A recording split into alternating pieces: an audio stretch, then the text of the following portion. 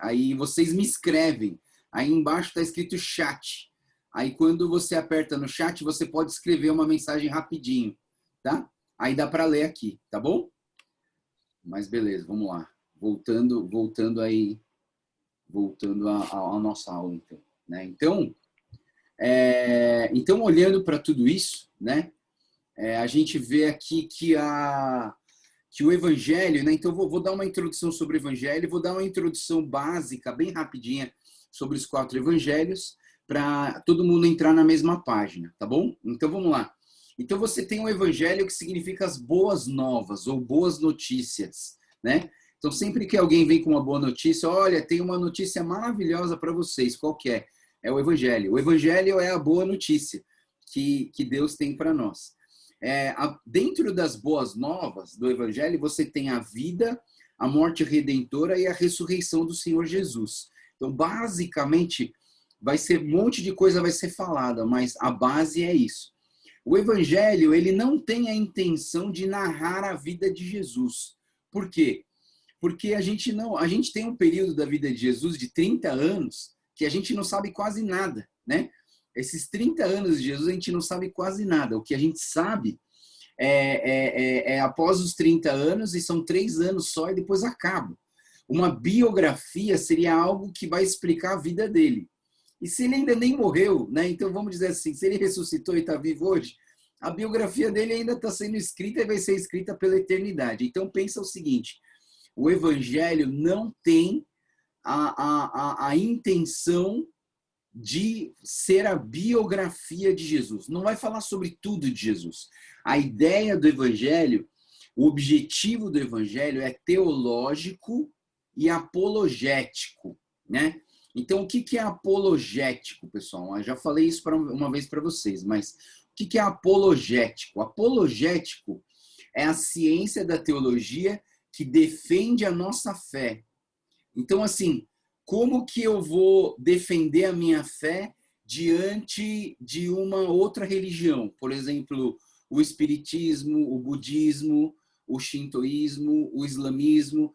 Como que eu vou defender a minha fé? Como que eu vou falar que a minha fé é mais verdadeira do que a deles? Isso chama apologética. Então, aqui o evangelho, né, do Senhor Jesus, o evangelho de Mateus, Marcos, Lucas e João, traz para nós a defesa do evangelho da fé em quem nós cremos, né? Então, assim, aí você vai ver aí por aí que você vai ter evangelho segundo Allan Kardec. Você vai ver evangelho segundo Ellen White, dos Adventistas. E assim por diante. Então, assim, a nossa fé, ela está baseada em 4 evangelhos. Mateus, Marcos, Lucas e João. Não pode colocar aqui o evangelho do pastor Joel. Não existe isso, né? Toda a nossa fé está baseada nessa crença. Então, o objetivo dos evangelhos é teológico e apologético. A gente vai ter alguns problemas na questão dos evangelhos por conta da similaridade entre eles, né? E a gente vai ver, quando a gente fizer a introdução de Marcos, eu vou falar mais sobre isso, né? Porque a gente tem um negócio chamado evangelhos sinóticos, ou o problema sinótico. O problema sinótico é esse. Sim quer dizer ver, não, sim é juntos e óticos é ver, né? Então, assim, ver juntos, ou seja, a impressão ou o estudo dos evangelhos mostra que Marcos, Lucas e Mateus, eles têm uma similaridade muito grande, né? Então, o sinótico é esse estudo da similaridade do Mateus, Marcos e Lucas. Porque a ideia é o seguinte, a ideia é que o Mateus e o Lucas, eles leram Marcos para construir o evangelho deles, né? Então, assim, e não acaba aí, porque o Mateus e o Lucas, eles não usaram só a fonte do Marcos, mas eles usaram uma outra fonte. Então, tem a fonte que é uma fonte que a gente não sabe ainda, mas que é a fonte que foi usada. Então, assim, claro, pessoal, você vai escrever um livro, você tem que pesquisar, né? Dependendo do livro. Se você for fazer um livro só da sua imaginação, da sua criatividade, você escreve o que você quiser. Mas se você vai escrever uma biografia, se você vai escrever sobre um assunto que é uma tese, um doutorado, você precisa de informações. E da onde você vai tirar as informações, não é verdade? Então, todo livro que prova alguma coisa, que é uma tese, que é um discurso verídico, você precisa tirar de alguma fonte, né? Você não pode simplesmente falar assim, eu acho que foi assim, né? Então, você não está escrevendo um livro de uma fonte de alguma coisa, você está criando uma nova história. Aí é ficção, você não precisa provar nada para ninguém, mas quando você tira um fato verídico, você precisa saber da onde vem. E é o grande problema hoje que a gente tem das fake news, né? O que é uma fake news? Fake news é quando um camarada simplesmente fala assim, o Covid-19 é uma arma biológica criada pela China para deixar eles mais ricos. Isso é uma fake news, entendeu? Só que aí você conecta os fatos e você fala, nossa, é verdade, é verdade. Você entende? E aí você cai na ladainha, você cai na história da carochinha, aí você entra na teoria da conspiração de uma imaginação humana.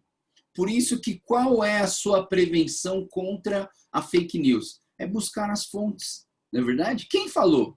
Da onde veio? Qual foi a rede que falou?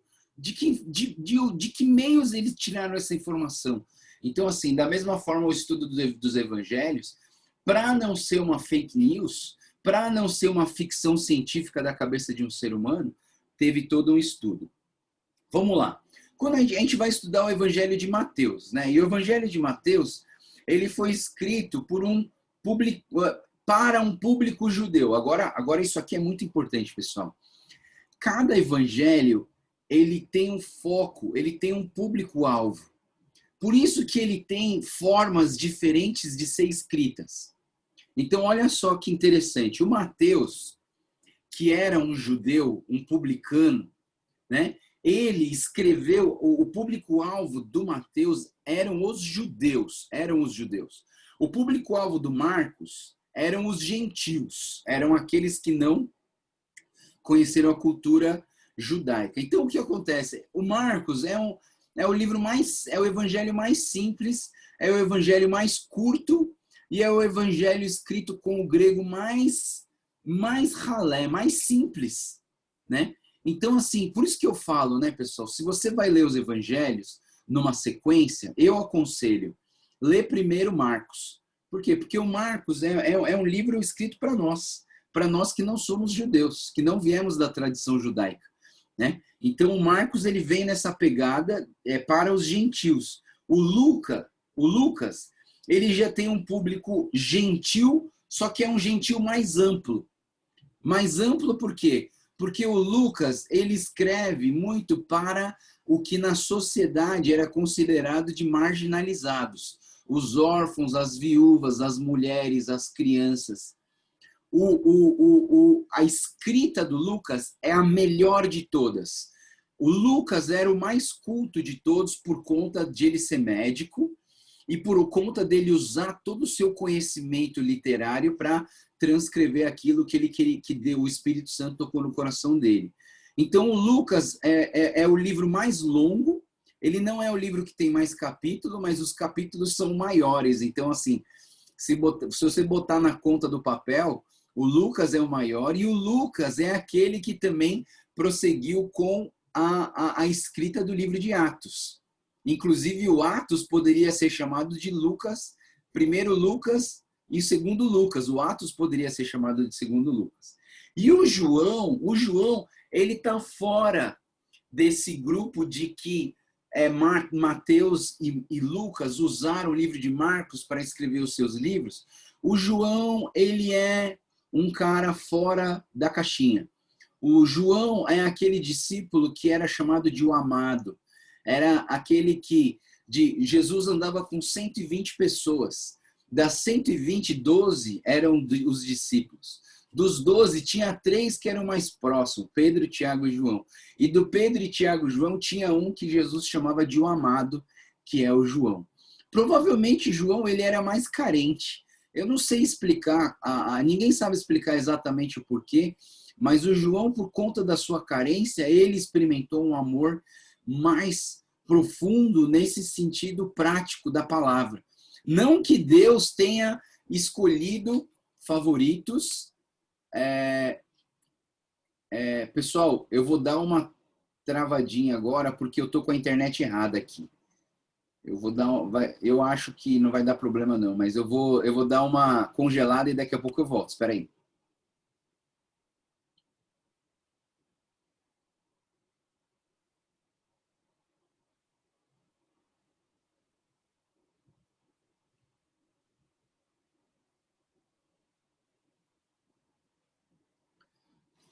Pronto.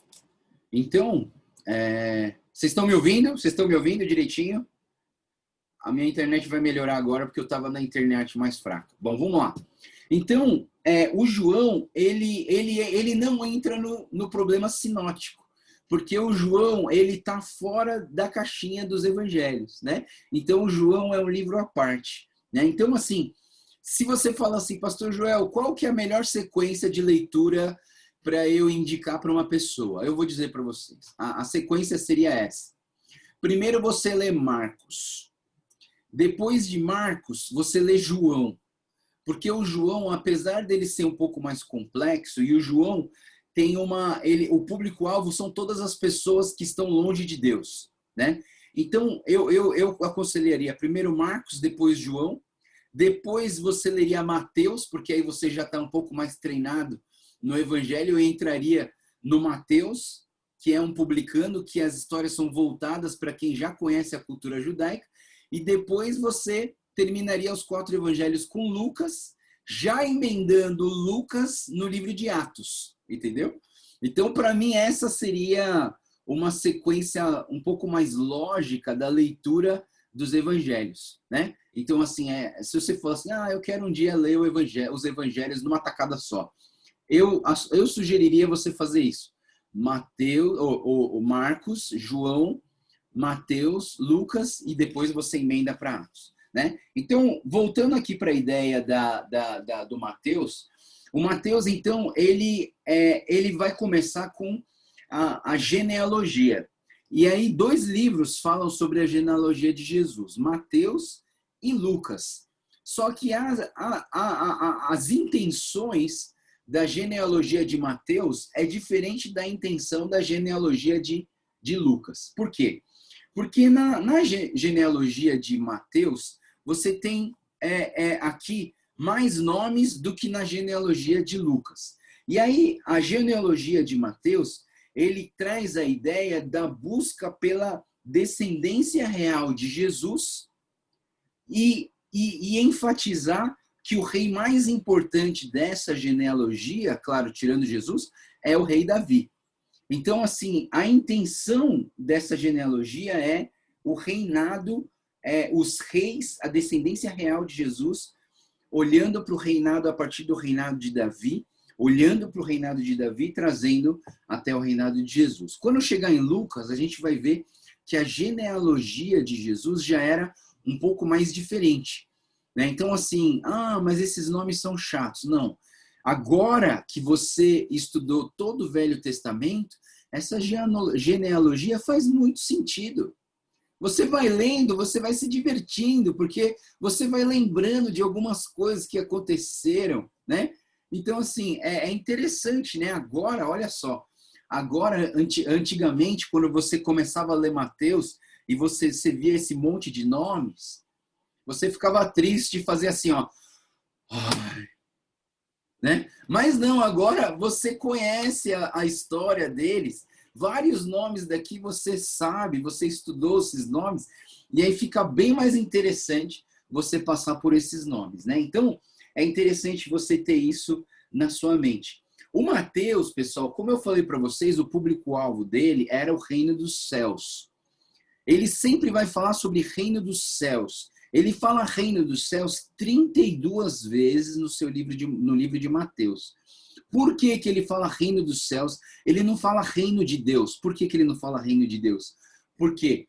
Porque para os judeus, se você chegar e falar reino de Deus, eles já iam criar um bloqueio para com o livro de Mateus. Porque o livro de Mateus é voltado para os judeus. Então, se você falar uma coisa que para os judeus tradicionalmente é uma heresia, você vai atrapalhar a entrada do evangelho do que ajudar na entrada do evangelho. Você entende? Então, a mesma coisa é o seguinte, pessoal. Uma pessoa nova chega na nossa igreja. Ela não é convertida, ela nunca entrou numa igreja, ela entra na nossa igreja. O que você vai falar para essa pessoa? Como que você vai conversar com essa pessoa? Você vai falar assim, olha, aqui nessa igreja você tem que dar o dízimo. Aqui nessa igreja não pode beber, não pode fumar, não pode vestir roupa indecente, não pode chegar atrasado. Você entende, pessoal? Que se você chega para uma pessoa dessa forma, você atrapalha a entrada do evangelho ao invés de você trazê-la para próximo do evangelho. É por isso que na nossa igreja, a abordagem de uma pessoa nova na igreja é o abraço. Não é verdade? A gente olha para alguém novo e fala assim, você já veio aqui na nossa igreja? Não. Então me dá um abraço. Perfeito, pessoal. Tem melhor abordagem do que essa? Nós estamos focalizando naquilo que nos une e não naquilo que nos separa. Querida igreja, preste atenção no que eu estou falando para vocês. Foque naquilo que une, não naquilo que separa. Porque se você focar naquilo que separa, você vai estar sempre longe das pessoas e as pessoas vão estar cada vez mais longe de Jesus Cristo. Foca naquilo que une. Sabe, pessoal, às vezes a gente fica com bronca dos católicos, por exemplo. Ah, não, porque os católicos adoram as imagens. Ah, não, porque os católicos rezam. Ah, porque os católicos, eles fazem, sei lá, da promessa. Ah, porque os... Você entende, pessoal? Olha para os católicos e fala assim, cara, o mesmo Deus de vocês é o mesmo Deus que o meu. A mesma Bíblia que a sua, a mesma Bíblia que a minha. Puxa, que bom que você é um católico que tem buscado ao Senhor. Você entende? Então, em todos os lugares, mesmo com os espíritas, com os budistas, com os shintoístas, com os islâmicos, com os muçulmanos, se você começar uma abordagem pela capa da lei do ódio do que nos separa, você nunca vai alcançar alguém para o Senhor Jesus. Você tem que focar naquilo que une, não naquilo que separa. Ah, não, você bebe, você fuma. Não, não quero papo com você. Não. É claro que você tem que tomar cuidado com o ser influenciado, né? Também você não vai entrar numa festa de bebedeira, de funk, de não sei o quê, para você tentar evangelizar. É mais fácil você ser evangelizado por eles e desviar do caminho do Senhor Jesus. Reconheça seus limites, mas nós, na abordagem que nós fazemos com as pessoas, nós temos que ser que nem Mateus. Olha, eu vou dizer uma coisa para vocês, pessoal, não me entenda mal, mas para Mateus, as pessoas eram mais importantes do que suas próprias convicções. Olha só o que eu estou falando para vocês, isso aqui é muito importante, pessoal. As pessoas são mais importantes do que as suas próprias convicções. Eu vou contar uma história que eu ouvi não sei de onde, eu nem lembro de onde que é, mas era um avô que foi assistir a luta de karatê do seu filho, do seu neto, né? E aí ele tava viu o campeonato do neto lutando karatê. Aí o menino perdeu, né? O menino perdeu, mas ele perdeu na final. O menino lutou bem, ele foi ganhando o torneio e tal, assim, só que chegou na final e ele perdeu. Aí ele perguntou pro vô, e o vô era tipo mestre de não sei o que, do karatê, de que aprendeu no Japão, sei lá o que era, né? Aí o menino chegou pro avô e falou assim, e aí, vô, você acha que eu lutei bem? Aí o vô falou assim, não, você lutou mal. Porque se você tivesse lutado bem, você tinha ganhado. Você entende? A pessoa perdeu a oportunidade de incentivar o menino a lutar melhor, a se esforçar mais, a se dedicar mais. Então, às vezes, por isso que eu digo para vocês, às vezes a nossa convicção não pode vir na frente das pessoas. É claro que você não vai abandonar suas convicções para ficar com as pessoas, porque aí senão você vai perder a sua fé. Mas existem limites que você consegue meio que alterar para você amar as pessoas ao invés de julgar as pessoas. Então o Mateus, ele troca reino de Deus por reino dos céus, não porque o evangelho dele é fraco, não porque ele quer a aceitação das pessoas, mas porque é uma estratégia para que ele possa trazer as pessoas para o evangelho, trazer os judeus que ainda não entenderam o Messias para entender que Jesus Cristo é o Messias. Então vamos lá. Então é por isso que Mateus usa reino dos céus. O objetivo do Mateus é fortalecer a fé dos cristãos judeus. Então, naquela época, muitos judeus se converteram ao cristianismo, ou seja, eram judeus messiânicos, judeus que acreditaram que Jesus Cristo era o Messias. E aí esses judeus messiânicos, eles eram muito atacados pelo farisaísmo, pelas leis que impunham a sociedade, a pressão social, o mundo. Então, o Mateus, ele traz essa carga de fortalecimento, encorajamento dos cristãos judeus. E o Mateus também é um recurso apologético. Já falei para vocês que é apologética. Apologética, a defesa do evangelho. Então, os recursos apologéticos é o material muito bom para ser usado para evangelizar judeus. É o livro de Mateus. Por quê? Mateus, ele traz todos os conceitos da tradição judaica. Ele traz muitos, mais de 60 citações do Velho Testamento, profecias do Velho Testamento que se cumpriram na vida de Jesus. Então, assim, o livro de Mateus, ele é carregado de quê? De uma carga evangelística para os judeus daquela época, tá bom? Então, o evangelho de Mateus, a palavra Mateus significa presente de Deus, né? Então, assim, e o outro nome de Mateus era Levi. Então, toda vez que você, durante a leitura do evangelho, aparecer o nome Levi, está falando de Mateus. Mas olha só que interessante.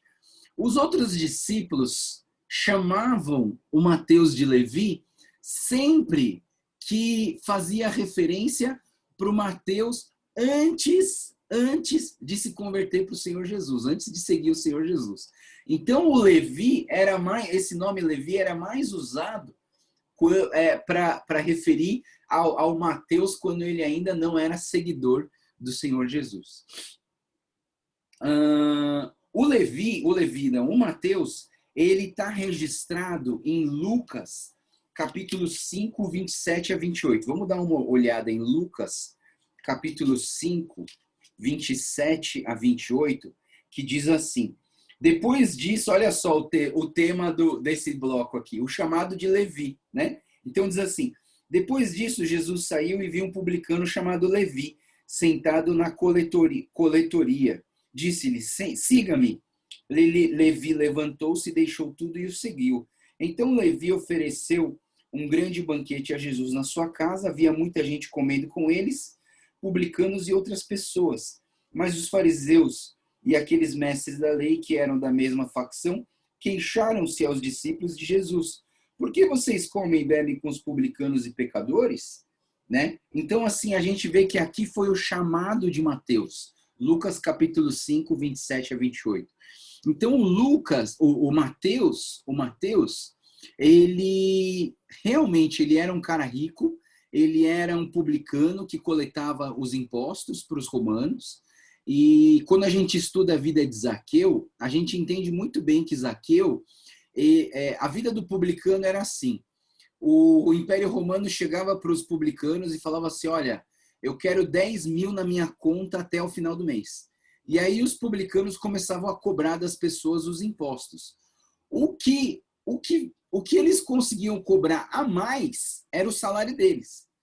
Então, eles sempre embutiam uma porcentagem a mais para eles. Parece advogado, né? Mas assim, o seu processo vai custar 20 mil, tá? Então, 20% do seu processo é meu encargo, né? Então, assim, é assim que funciona, né? E os publicanos, eles eram meio assim. Então, eles tinham a oportunidade de roubar das pessoas, por quê? Porque eles podiam cobrar muito a mais, ou muito a menos, ou muito menos do que o esperado, só para ele ganhar o pão de cada dia. Então, poderia ter um publicano justo? Sim, mas para o povo judeu, todo publicano era ladrão. Você entende o que eu estou falando? Porque ele tinha que tirar o pão dele. E aí ele mesmo decidia o que era justo para ele ganhar. Eu falei, não, eu estou trabalhando demais, então eu mereço ganhar tanto. E aí eles davam o quanto que eles queriam e eles tinham que, e o povo tinha que pagar. Então, para o povo judeu, os publicanos eram uns traidores. Eles eram os traidores, porque eles estavam, além de dar dinheiro para o Império Romano, estavam pegando dinheiro do povo para eles, né? Então, assim, o publicano, só que o Levi, que se torna o Mateus aqui, ele abandona tudo, inclusive a sua riqueza, inclusive a sua casa, inclusive tudo que ele tinha de bom, ele abandona completamente para seguir a Jesus, né? Então, é importante a gente entender essa vida, essa devoção do Mateus. Então, o propósito, já falei, 60 citações do Velho Testamento. O Mateus, ele gosta muito de se referir a Jesus como filho de Davi. Por quê? Mais uma vez, porque ele está falando com o povo judeu, né? Então, assim, mais lógico seria que ele chamasse Jesus de filho de Davi para que as pessoas pudessem entender que esse Jesus é a raiz de Davi, é o leão de Judá, é aquele que veio da descendência do grande rei, segundo o coração de Deus, e que traria a salvação a todo o povo, a todo Israel, a todo mundo, né? Então, por isso que ele chamava o Jesus de filho de Davi. O propósito do livro é mostrar a Jesus o esperado Messias de Israel. Então, isso é muito importante, tá? Bom, vamos lá. Trabalhando o grande esboço do livro de Mateus, Mateus vai se dividir em 5 partes, tá? Em 7 partes, né? O Mateus vai se dividir em 7 partes. Quais são essas partes? O esboço. É interessante isso, né? Porque quando você pega o livro e você começa a ler e você não vê esses detalhes, você não consegue enxergar o que eu vou falar agora. Olha só que interessante. O esboço de Mateus começa com um prólogo, que seria uma introdução, e termina com o epílogo, que seria uma conclusão, né? Então, o prólogo começa do capítulo 1 até o capítulo 4 e é chamado de o Advento do Rei. Olha só, a primeira parte de Mateus, então, chama o Advento do Rei, do capítulo 1 ao capítulo 4.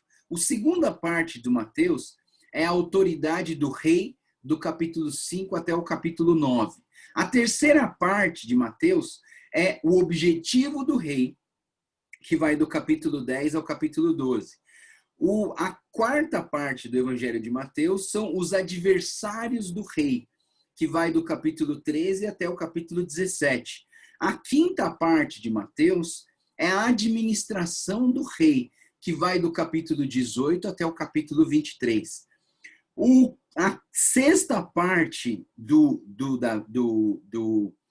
Mateus é a expiação do rei, que vai do capítulo 24 até o 28, versículo 15.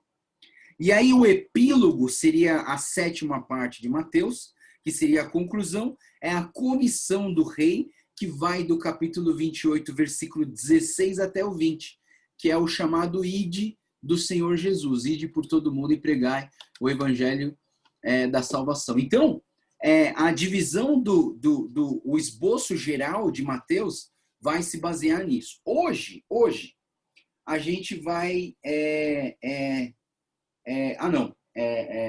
eu tenho que falar mais uma divisão importante dentro do esboço de Mateus, né? O Mateus, ele baseia todo o seu livro em 5 sermões. O Evangelho de Mateus é baseado em 5 sermões. Eles chamam de os 5 grandes sermões de Mateus. O primeiro sermão é o Sermão do Monte, que é o capítulo 5 até o capítulo 7. O segundo sermão é o Comissionamento dos Apóstolos, que é o capítulo 10. O terceiro sermão são as Parábolas do Reino, que é o capítulo 13. E o quarto sermão é o Crente como uma Criança, que é o capítulo 18. E o quinto sermão é sobre a segunda vinda do Senhor Jesus, que é do capítulo 24 e o capítulo 25. Tá? Eu sei que eu estou dando muita informação, pessoal, mas mais uma vez, como está sendo gravado, e é graças a Deus vocês me lembraram, né, para eu não ter que gravar tudo de novo. Então, assim, vocês podem lá resgatar na gravação e pegar todas essas informações, porque é muita informação, e eu não vou ficar parando aqui para esperar vocês escreverem, porque senão a gente vai aqui até a noite falando de Mateus, né? E eu nem sei se eu vou conseguir falar tudo hoje, mas tudo bem, vamos lá. Então, o tema do livro de Mateus é muito importante isso aqui, né? O tema a confrontação de Cristo com o farisaísmo, com o legalismo da religião na época. Então, os fariseus e os saduceus vai ser muito falado em Mateus. Por quê? Porque Mateus, sendo um judeu que conhecedor da cultura, ele vai trabalhar essa questão da confrontação de Cristo com a lei, né? A lei de Deus, né? Então, assim, a gente vai ter essa questão para trabalhar. Então, a doutrina deles, diz Mateus capítulo 16, 11 e 12, que a doutrina dos fariseus é um fermento que deve ser evitado, né? Então, assim, o fermento é algo que incha, né? Mas que não realmente tem substância lá dentro, né? Porque se você pegar a farinha, é 100 gramas de farinha, mas quando você põe o fermento, parece um negócio grande, né? Então, assim, a aparência. Então, assim, seria uma confrontação entre a aparência e o que realmente tem sido transformado lá no nosso coração, né? Então, vai trabalhar esse. Um outro tema do Mateus vai ser a rejeição do Messias para com Israel, o abandono do Senhor Jesus. O livro de Mateus, ele relata, pessoal, é interessante que o livro de Mateus não relata que nenhum daqueles ladrões crucificados seguiram a Jesus e se arrependeram. Mateus também mostra que todos os discípulos abandonaram Jesus e não voltaram, né? Então, assim, e Mateus, ele fala muito bem claro até do abandono de Deus, né? Eloi, Eloi, lama sabachthani, quando ele fala isso, Deus, meu Deus, por que me abandonaste? O Mateus, ele deixa bem claro que o próprio Deus Pai teve que abandonar o Filho para que ele pudesse pagar pelo preço do pecado da humanidade e salvar as nossas vidas. Então, um dos temas do Mateus é o abandono completo do Senhor Jesus. Mas a gente não pode deixar esse tema principal de Mateus de lado, que é o quê? Jesus é um rei vitorioso que um dia voltará, que está em Mateus 24, 30. Esse é a chave principal do Mateus, é essa, né? Jesus é um rei vitorioso que um dia voltará. Então, vamos lá. Eu não vou caminhar com os primeiros capítulos, os 4 primeiros capítulos, que é a leitura de ontem. Eu só vou falar para vocês que do capítulo 1, versículo 1, até o capítulo 2, 23, vai falar sobre o nascimento de Jesus, a sua linhagem, a sua chegada, a adoração que recebeu e seus adversários. Do capítulo 3 até o final do 4, vai falar sobre a entrada de Jesus no ministério público.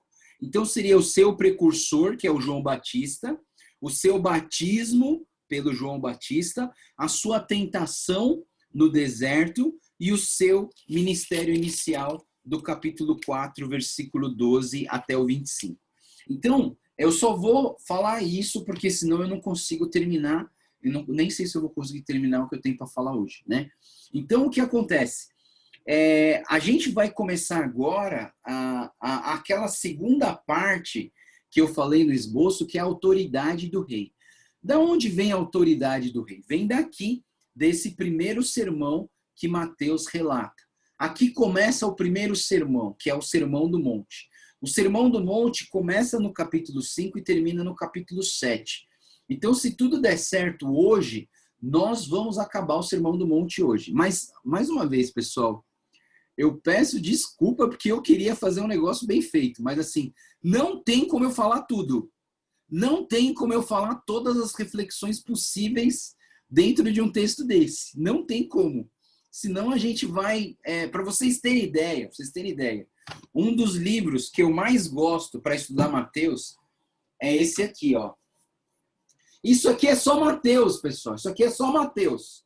Isso aqui é só Mateus. Tem mais de 8.000 páginas. De um livro gigante que tem 5 colunas em cada página. Não tem como, pessoal, a gente minuciar tudo que tem de Mateus para vocês. Então, a gente vai ver de uma forma geral, mas eu espero que seja algo edificante na sua vida. Inclusive, a gente não vai ver todos os capítulos juntos, porque a devocional é um dia sim, um dia não, um dia sim, um dia não. Então, assim, a gente não vai ver tudo. Então, assim, não fique desesperado ou desesperado. Mas nós vamos perder o capítulo 8 e o capítulo 9, e agora o que eu vou fazer? Eu não vou para o céu. Você vai para o céu, tá? Eu garanto para você que se você continuar caminhando com o Senhor Jesus, tendo fé nele, você vai para o céu. Não é porque você vai perder os capítulos que você não vai para o céu, tá? E aí, de repente, no ano que vem, a gente pode fazer um outro tipo de devocional que vai ajudar a gente completar isso aí. Mas... eu não vi o material, como eu vi o material do Velho Testamento para vocês, aquelas apostilas, eu não procurei a apostila porque eu tenho muito material de Novo Testamento. Só que como que eu vou mandar isso aqui no PDF para vocês no WhatsApp? Não cabe, né? Não vai caber. Então, assim, não tem condição. Então, vai ser um pouco diferente, mas vamos lá, então, vamos lá. Primeiro, o Sermão do Monte, né? O Sermão do Monte, ele é um texto fantástico. Acho que se a gente pudesse ficar um mês inteiro só no Sermão do Monte, a gente ficaria, porque tem muita coisa importante na nossa vida cristã. Olha só que interessante, pessoal. Quando a gente vai entrar nessa questão do Sermão do Monte, o Sermão do Monte, ele vai trabalhar a ideia de viver em retidão. Então ele vai começar falando sobre a retidão e a felicidade, depois ele vai falar sobre a retidão e o discipulado, depois ele vai falar sobre a retidão e as escrituras, depois ele vai falar a retidão e a moralidade, a retidão e a prática religiosa, a retidão e as coisas materiais, a retidão e as relações humanas, a retidão e a salvação, e aí a gente termina hoje. Então, assim, um dos intuitos, já posso falar sobre o esboço, um dos intuitos do Sermão do Monte é fazer com que você entenda o que é viver em retidão. E vou trazer para vocês que a retidão tem tudo a ver com a doutrina metodista livre. Por quê? Porque na nossa doutrina, nós buscamos viver uma vida em santidade. E eu já falei para vocês em algum momento do Velho Testamento que a santidade pode ser também falada sobre uma vida de retidão. É buscar uma vida reta aos olhos dos homens e aos olhos de Deus. Então é importante você entender essa busca por uma vida de retidão. Por isso que ele vai falar sobre a retidão em vários aspectos. O Sermão do Monte, ele trabalha o ataque ao legalismo farisaico. Ou seja, ele vai sempre fazer uma comparação com os fariseus, com a lei dos fariseus, porque os fariseus, eles viviam de aparência. Então, o que adianta você parecer um crente se seu coração está longe de Deus? Isso acontecia muito no Velho Testamento. As pessoas continuavam nas suas tradições de visita ao templo, mas o coração deles estava longe de Deus. Eles tinham muitos ídolos. Então é isso que a gente vai falar no Sermão do Monte, né? O Sermão do Monte também, ele começa com a exposição da lei dos fariseus, em contraponto com a lei de Deus, mas ele termina com o chamado à salvação verdadeira do capítulo 7, versículo 13 até o versículo 29. Uma coisa importante do Sermão do Monte é você entender que as exigências da lei, eram humanamente impossíveis de serem cumpridas. Pessoal, Jesus ele vai mostrar isso, que humanamente é impossível você, pela sua própria força humana, seguir todos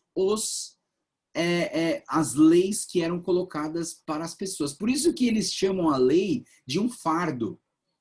É um fardo impossível de carregar, né? Por quê? Então, por exemplo, assim, ele fala sobre assim, não olhe para o seu vizinho com cobiça, não olhe para os homens, né? Não olhe para as mulheres com cobiçando a mulher do próximo. Mas olha só, Jesus ele fala assim, se você só pensar em alguma coisa imoral, você já está pecando. Então é impossível, né? É impossível. Então ele fala assim, não matarás. Aí Jesus fala assim, não, mas se você odeia um irmão, se você tem um ódio de alguém, você já está cometendo homicídio. Então a gente vai ver nos evangelhos, e principalmente aqui no Sermão do Monte, que a motivação pecaminosa é o que contradizia as leis de santidade e de retidão. E aí você vai chegar numa conclusão que é impossível, pela nossa própria força, conseguir isso. Vamos lá. Então, em todo o texto do Sermão do Monte, está embutido a presença da graça de Deus. Porque é só pela graça de Deus que seria possível o cumprimento daquilo que Deus gostaria de nós. É somente pela graça. Nós precisamos confiar em Deus. E para você ver que é impossível, abra a sua Bíblia em Romanos, capítulo 3, 19. Romanos, capítulo 3, 19 e 20. Ele vai dizer o seguinte, olha só. Sabemos que tudo o que a lei diz, o que diz àqueles que estão debaixo dela, para que toda a boca se cale e todo mundo esteja sob o juízo de Deus. Portanto, ninguém será declarado justo diante dele, baseando-se na obediência à lei, pois é mediante a lei que nos tornamos plenamente conscientes do pecado. Então, sim, a lei é importante, sim, você não pode jogar a lei fora, porque a lei é o parâmetro de certo e errado. Mas se você falar assim, não, se eu cumprir toda a lei eu vou ser salvo, aí é isso que o Evangelho está trazendo para nós. É impossível nós observarmos a lei e cumprirmos toda a lei à risca, porque nós não íamos conseguir. Em algum momento da nossa vida a gente ia cometer um pecado. Por quê? Porque nós já temos o pecado embutido nas nossas vidas. Assim que a gente nasce nesse mundo, nós já nascemos com o pecado embutido em nós.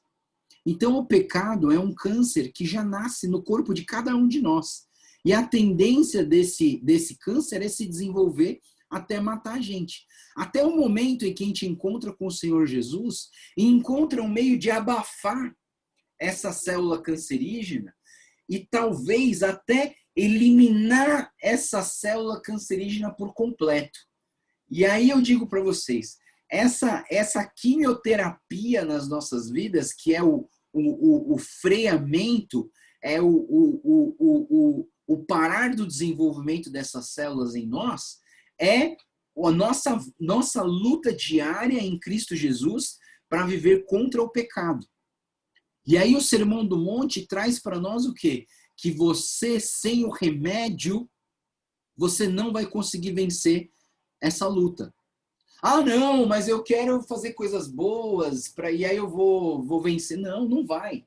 Essa luta só é vencida se você tomar o remédio. O remédio é crer no Senhor Jesus Cristo e viver com Ele todos os dias. E aí o que vai acontecer? Ele vai começar a diminuir as células cancerígenas. E aí é um ponto de vista que eu entro em crise, porque na Metodista Livre existe a doutrina da inteira santificação. E a inteira santificação seria você chegar num momento da sua vida onde você consiga eliminar todas as células cancerígenas do pecado na sua vida e estar 100% puro e limpo aqui na Terra. Para mim isso é impossível, né? Eu acho que você não pode perder isso de vista. Você tem que almejar isso, mas você não, assim, e mesmo que você consiga, como que você vai provar isso? Você entende?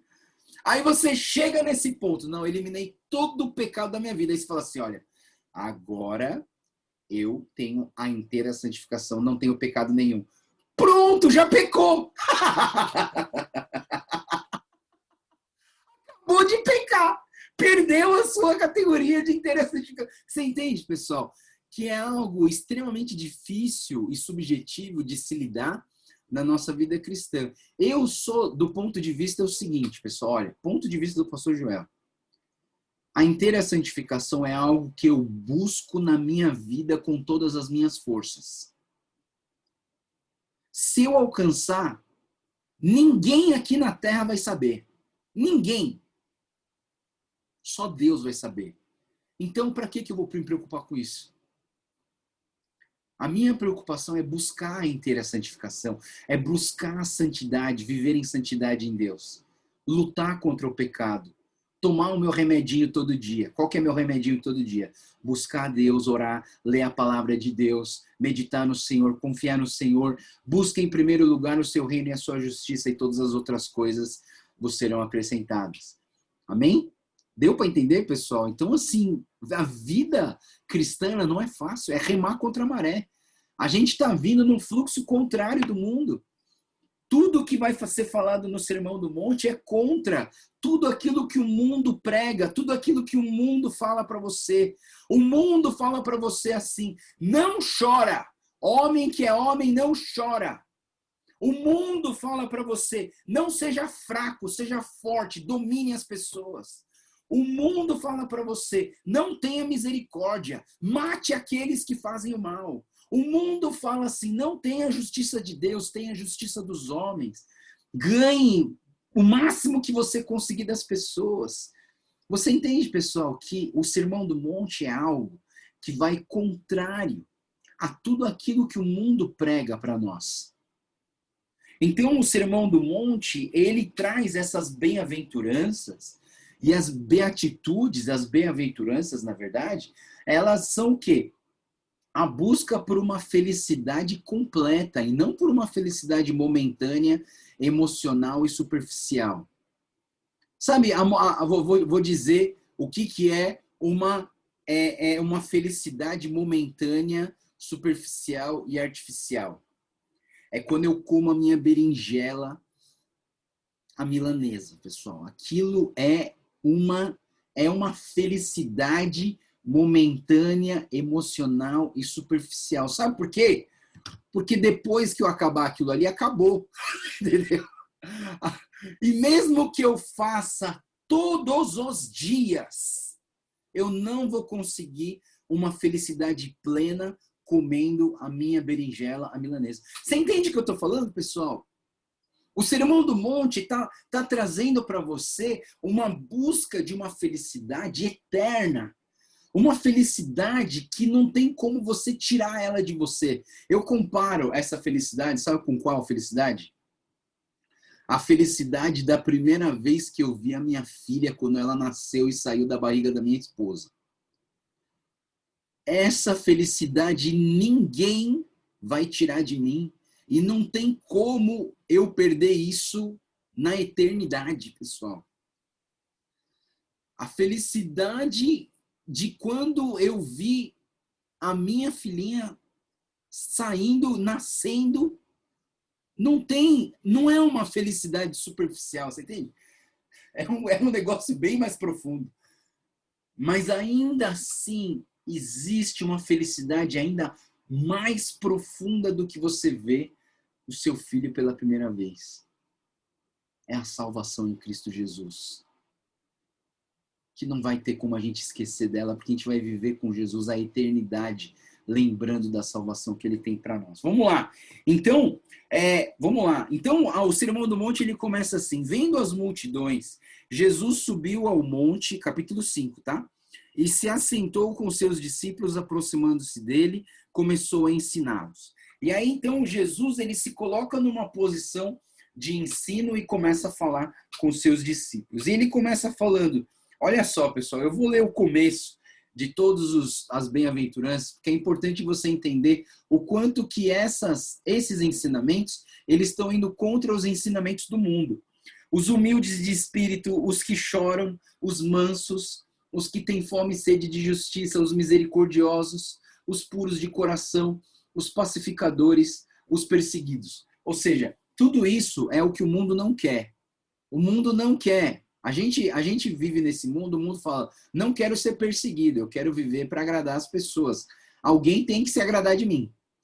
O mundo fala assim, meu, para que paz, mano? Vamos polarizar o negócio. Você é de esquerda, eu sou de direita, e cada um briga com a sua própria opinião política, entendeu? Nós estamos vivendo num período, não é da busca pela paz, é a busca pela polaridade. Se eu acredito nisso, então você não acredita nisso, eu quero que você morra. Né? Mais ou menos assim, né? No fundo, você tem. As pessoas estão assim, com tanto ódio no coração, que elas têm um repúdio total por aqueles que não concordam com elas, né? E por isso que você tem manifestações, brigas, todas essas coisas, né? E principalmente agora que a gente está entrando no campo das eleições, mais e mais a gente vai ter isso, né, pessoal? É só você falar, eu quero votar nesse, pronto. Esse cara não é bom. Não, esse cara é de direita. Então, assim, a gente vai sempre ter isso, mas o que Jesus está falando aqui é que o reino dos céus, o reino de Deus, o padrão daqueles que têm Jesus no coração é diferente do padrão daqueles que estão no mundo. Então, quando ele fala de humildes de espírito, ele está falando que humilde é o contrário da autossuficiência. Eu vou trazer aqui para vocês, pessoal, porque a maioria de nós aqui, que é de descendência oriental japonesa, nós somos muito orgulhosos nesse ponto. Nós somos muito orgulhosos, nós precisamos levar isso a sério, pessoal. A humildade é o oposto da autossuficiência. Sabe por que eu falo isso? Porque você é uma pessoa que está sempre assim. Não quero dar trabalho. Não quero dar trabalho. Não vou pedir isso não, porque vai dar trabalho. Não vou falar com o pastor não, porque o pastor está cheio de coisa para fazer. Não quero dar trabalho. Não vou entrar na sala de oração não, porque eu vou deixar os outros entrar para eu não dar trabalho. Eu não quero meus filhos cuidando de mim, porque eu vou dar trabalho. Não quero que ninguém fique me paparicando, porque eu vou dar trabalho. Pessoal, isso é orgulho humano. Nós precisamos uns dos outros. Nós precisamos do Senhor Jesus. E não adianta você falar, não, eu só preciso de Jesus, não preciso de mais ninguém. Não, você precisa dos outros. Porque a palavra de Deus diz, ame o Senhor seu Deus de todo o seu coração, toda a sua força, toda a alma, seu entendimento, e ame o seu próximo da mesma maneira. Então você, ao mesmo tempo que você tem que aprender a amar, você precisa aprender a ser amado. Você precisa depender das pessoas. Você só não pode sugar das pessoas, tá, pessoal? Eu amo tanto que ela me ajude que eu vou pedir tudo para ela. Vai me fazer tudo agora. Você tá vendo como a gente é desequilibrado, pessoal? A gente é muito desequilibrado. Você tem aquele que pede tudo, né? O cara chega para você e fala assim, meu amigão, tem 50 reais? Eu falo, não tenho, cara. Tem 10 reais? Não tenho. Tem 5 reais? Não tenho. Tem 2 reais? Não tenho. O que você tem, então? Eu tenho um colírio. Então pinga uma gota aqui. Né? Então, assim, camarada só quer sugar, só quer sugar. Mas você tem isso e você tem o contrário também, né? Então, assim, a gente tem que tomar esse cuidado para não abusar, mas também não abusar do seu orgulho e não aceitar a ajuda dos outros. Sabe, pessoal, às vezes eu acho que é mais orgulho aquela pessoa necessitada que não pede ajuda do que aquele rico que não quer dar para os outros, né? A gente sempre pensa que orgulho é um cara rico que não quer ajudar o pobre. Mas às vezes o pobre que não quer aceitar a ajuda dos outros também é orgulho, né? Então a gente tem que tomar cuidado com isso. Depois ele fala dos que choram. E chorar, sim, a gente precisa entender o choro pelo pecado, o choro de tristeza por nós. Não é para ficar chorando o dia inteiro também, né, pessoal? A vida cristã não é feita de choro, né?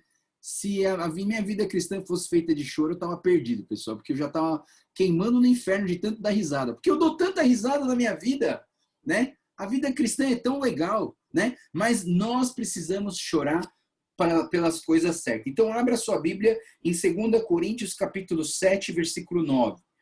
2 Coríntios, capítulo 7, versículo 9.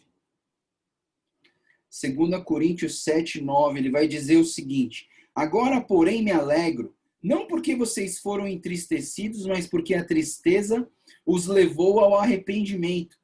Pois vocês se entristeceram como Deus desejava, e de forma alguma foram prejudicados por nossa causa.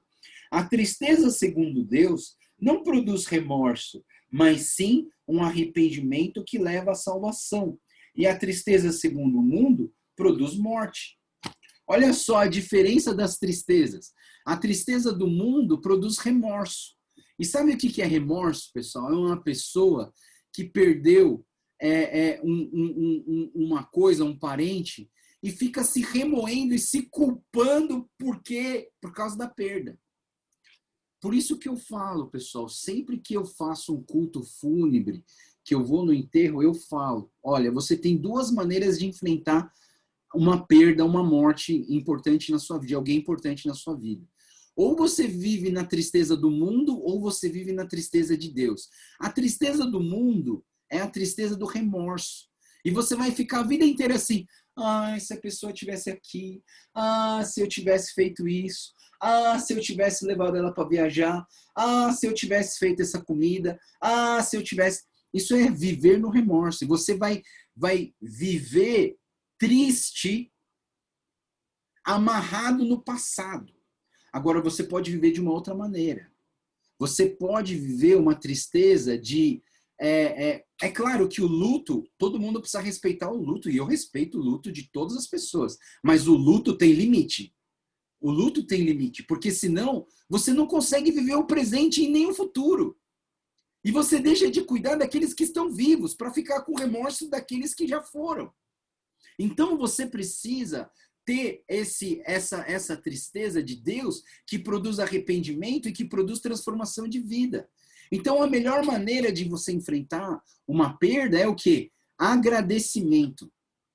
Não agradecer porque ela morreu, mas agradecer porque essa pessoa me trouxe muita felicidade enquanto ela estava viva. E lembrar das coisas boas de quando você viveu com essa pessoa. E não viver se remoendo por não ter essa pessoa hoje aqui comigo. Você entende que são duas formas de você enfrentar a dificuldade da perda de alguém. E isso pode determinar a sua felicidade no presente e no futuro. Porque eu acredito que nem a pessoa que faleceu gostaria que você ficasse com remorso de presente e futuro porque ela faleceu. Querido, se de repente, vamos pensar, eu vou pensar numa coisa trágica, né? Mas vamos ver, o pastor Joel morreu. Se você passar o resto da sua vida falando assim, nossa, eu queria estar com o pastor Joel aqui, eu queria... É capaz de eu descer no céu para te dar uma bronca e falar, para com isso! Para com isso! Vive o presente, vive o futuro. Lembra das coisas boas que você teve com ele, ponto final. Você entende? Acho que Deus nem ia deixar eu fazer isso, mas tudo bem. Né? mas eu penso, pessoal, que a gente precisa saber isso.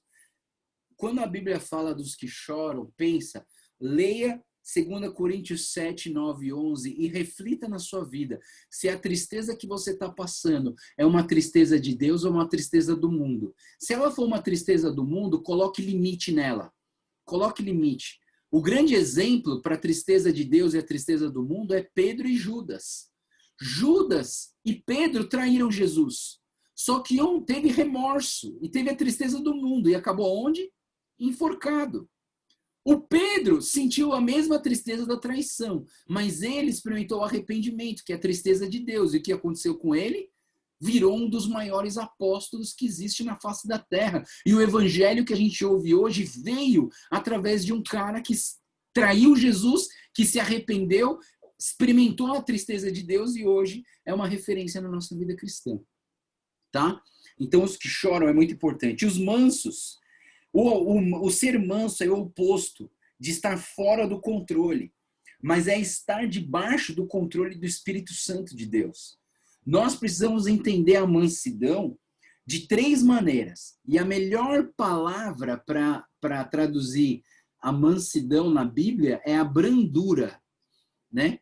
Um comentarista fala, o MacArthur, ele fala, a melhor tradução para mansidão é brandura. É você viver de uma forma tranquila. Mesmo em perseguição, você tem uma vida tranquila. Mesmo em angústia, você tem uma vida tranquila. Mesmo na dificuldade, você tem uma vida tranquila. Mesmo na dor, você tem uma vida tranquila. Talvez o ser manso seja o contrário do ser desesperado. E nós somos muito desesperados, muito. Porque quando vem um problema, a nossa primeira reação, ao invés de cair de joelhos diante de Deus, é entrar em desespero absoluto. É ansiedade total, né? Então a mansidão, ela tem 3 pontos importantes. Eu só vou citar, senão eu não vou terminar hoje. O primeiro ponto da mansidão é a submissão à vontade de Deus. Se você se submete à vontade de Deus, você é manso. Por quê? Se a vontade de Deus foi de eu perder essa pessoa, eu vou ficar manso. Se a vontade de Deus foi dessa pessoa viver e continuar comigo, eu vou ser manso. Então, a submissão à vontade de Deus é parte da mansidão. E você pode ler em Colossenses 3, capítulo 12, que vai confirmar isso para você. Essa brandura e a mansidão também é uma disposição para aprender. Já falei para vocês. Nós precisamos ter um coração ensinável, um coração aprendível, desejoso de crescer.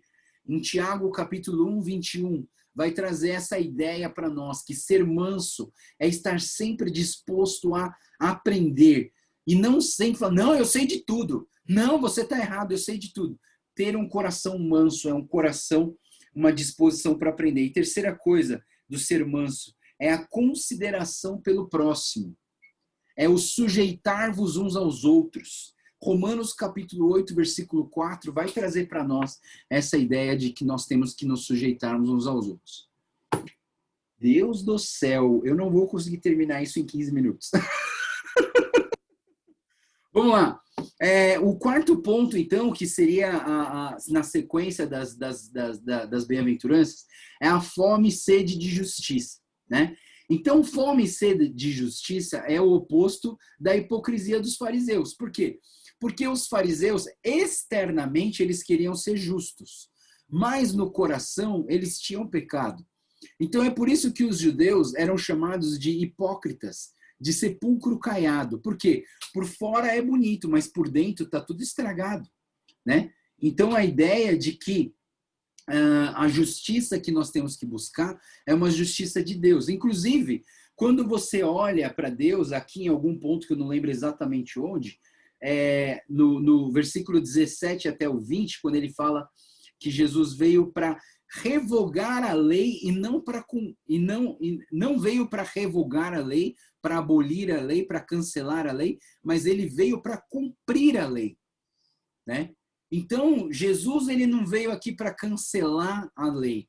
Ele não veio aqui para ignorar e desprezar a lei, não. Ele veio para cumprir a lei, mas cumprir a lei da maneira de Deus e não da maneira dos homens, né? Então, é por isso que a gente busca a justiça de Deus. Depois ele vai falar que os misericordiosos receberão misericórdia. Por quê?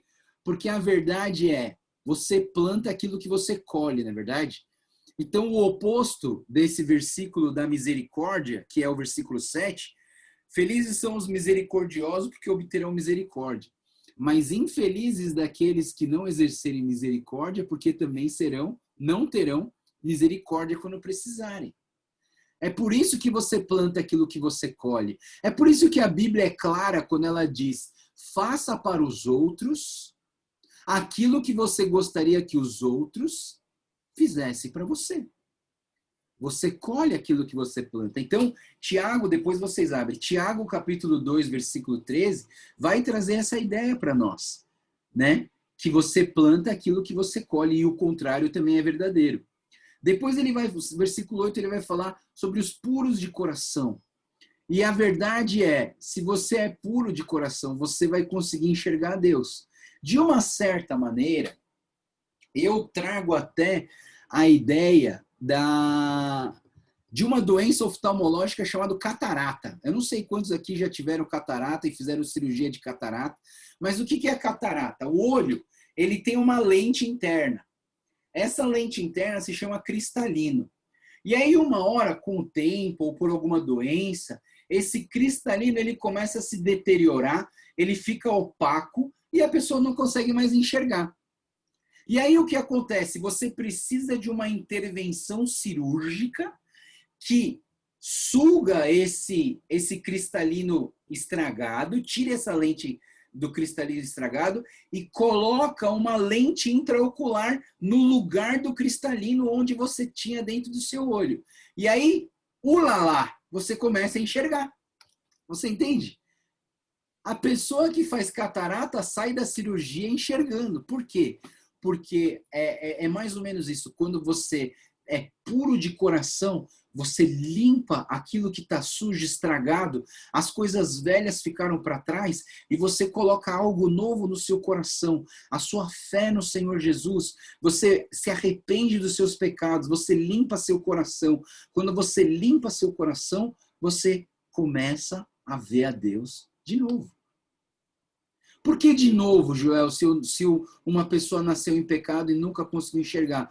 Porque antes dela nascer, ela já era um ser eterno. É o que eu falei da ideia da eternidade, da ideia do Agostinho.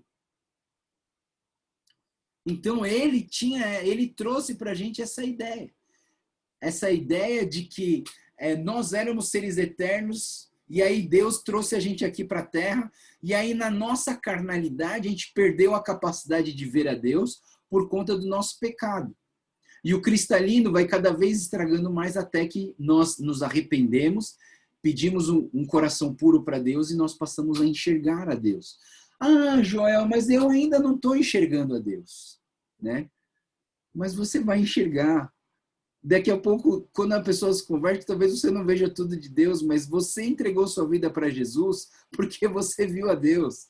E quanto mais puro vai ser o seu coração, mais você vai conseguir enxergar a Deus. E aí o sétimo ponto aqui das bem-aventuranças é os pacificadores, né? E ele fala sobre o pacificador é uma pessoa que busca um amor incondicional pelo próximo. É um amor sem esperar nada em troca. E isso é o que a teologia chama de graça comum. Poxa, por que os meus inimigos vão receber uma bênção de mim? Né?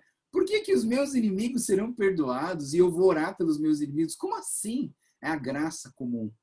Você tem a graça da tua salvação, dos remidos, daqueles que entregaram a vida para Jesus. Mas aqueles que não entregaram a vida para Jesus e recebem alguma bênção, a gente chama isso de graça comum, né?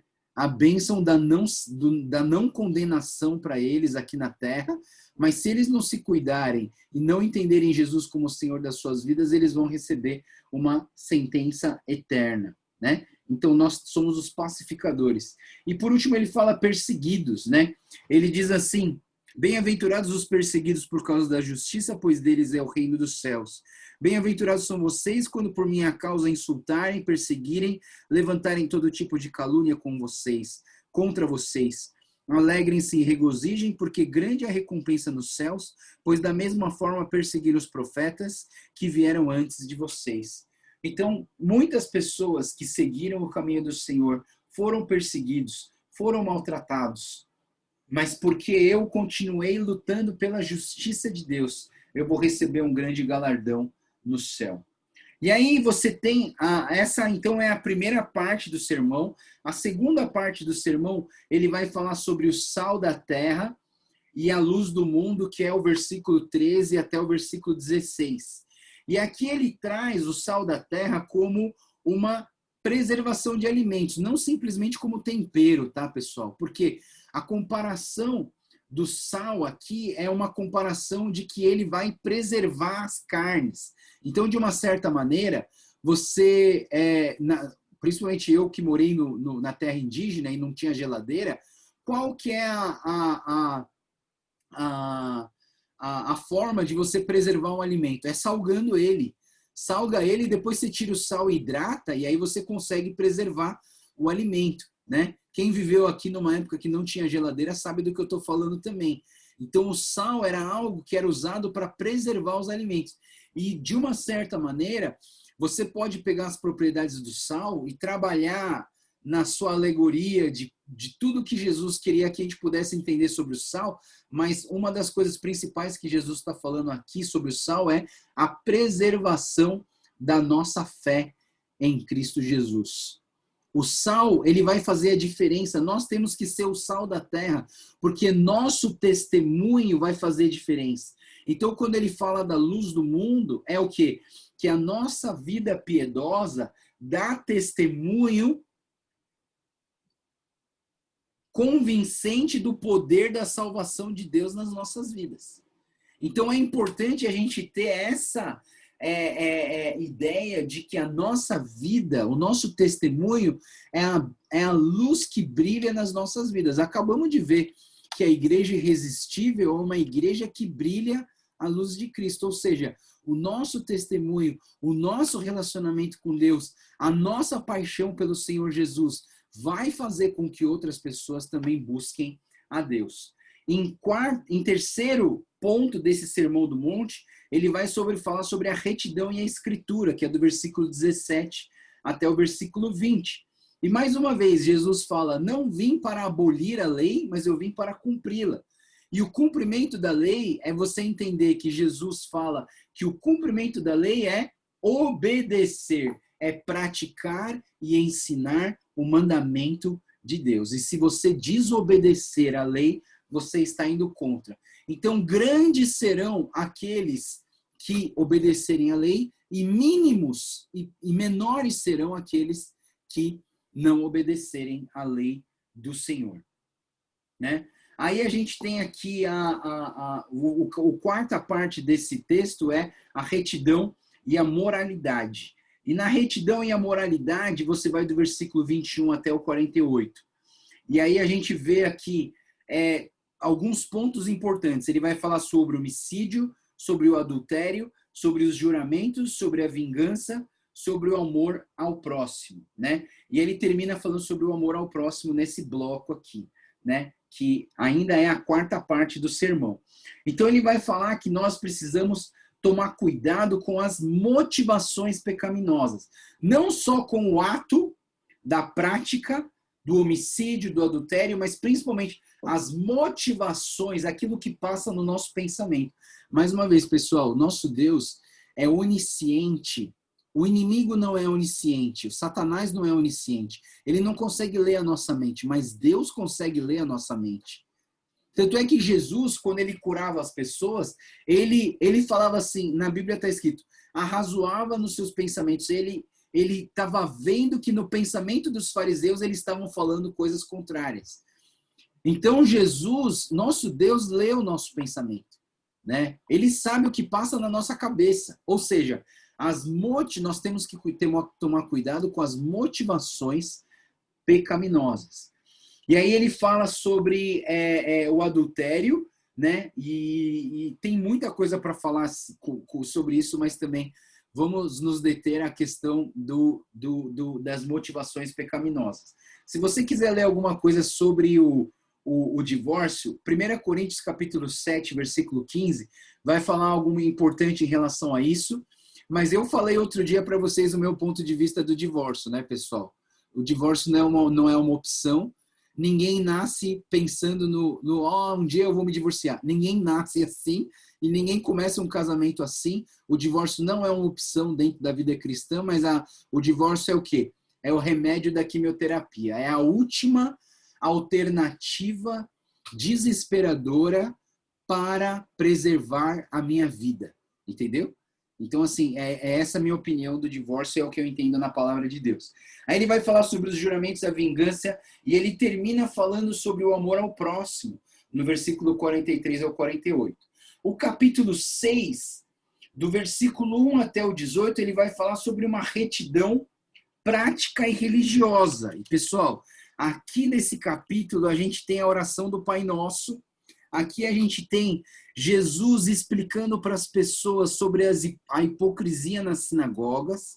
Ele vai falar sobre oração, ele vai falar sobre o jejum.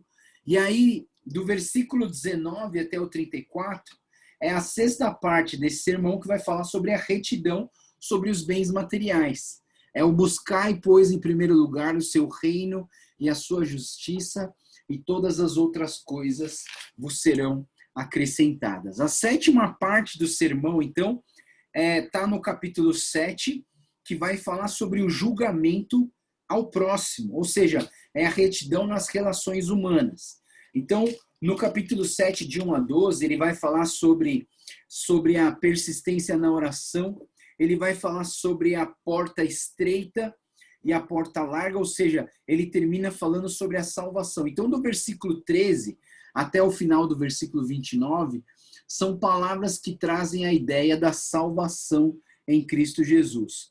É a árvore, é você reconhecer as obras da pessoa por uma árvore. É o prudente, o insensato, é aquele que constrói a sua casa sobre a rocha ou sobre a areia. E aí ele termina esse sermão no capítulo 7, versículo 28. E a partir do 8 já começa um outro bloco de estudo de Mateus, tá? Pessoal, só esse capítulo 6 e 7, se a gente fosse separar um pedaço de cada um, pessoal, ia ser tão rico. Só a oração do Pai Nosso, pessoal, já dava um estudo aqui de uma semana inteira, todos os dias, 2 horas de estudo bíblico, né? Mas assim, eu vou ter que deixar dessa maneira. É claro que se você quiser aprofundar, você pode aprofundar, mas assim, eu sinto até dor no meu coração de não conseguir trabalhar todos os assuntos que a gente tem aqui, pessoal. É muita coisa. Talvez, pessoal, eu vou até falar para vocês, talvez dentro desses blocos que a gente vai estudar do Evangelho, eu vou me deter em uma reflexão boa e forte, ao invés de querer passar todas as reflexões possíveis dentro do texto, porque é muita coisa, pessoal, é muita coisa, tá? Então, hoje é quarta-feira, na sexta-feira a gente vai continuar lendo Mateus, e eu vou fazer um pedido para vocês, né? Eu vou pedir para a gente começar a devocional às 9 horas, se vocês permitirem, das 9 até as 10h30, excepcionalmente, nessa sexta-feira, que eu tenho um compromisso às 11 horas, e aí eu vou excepcionalmente pedir para vocês de fazer a devocional a partir das 9 da manhã. Então vai ser das 9 até as 10h30, tá bom? Pode ser, pessoal? Excepcionalmente, é só dessa vez mesmo. Eu sei que a gente precisa se programar, tal. Eu gosto de fazer uma coisa bem cadenciada e organizada, mas eu vou pedir para vocês só nessa sexta-feira para fazer das 9 até as 10h30, tá bom? E aí a gente vai trabalhando isso aí. Mas, pessoal, mesmo que você leia o texto e você tenha alguma dúvida, manda no WhatsApp da Devocional ou manda no WhatsApp particular para mim, que eu quero ser bênção na sua vida, eu quero ajudar vocês no que eu puder, tá? Então, assim, eu sei que eu tô me sentindo a desejar, para vocês e para mim mesmo, de ter que passar o capítulo 6 e o 7 dessa maneira, porque é muita coisa boa para a gente pensar. Mas eu olhando para tudo isso, eu penso, talvez seja melhor a gente pegar uma das reflexões e trabalhar ela bem, do que tentar falar sobre todas as reflexões possíveis num texto desse, porque é muita coisa, tá bom? Então, por favor, me perdoem, me entendam. Eu mesmo estou triste comigo mesmo de não poder passar tudo o que eu queria passar, tá bom?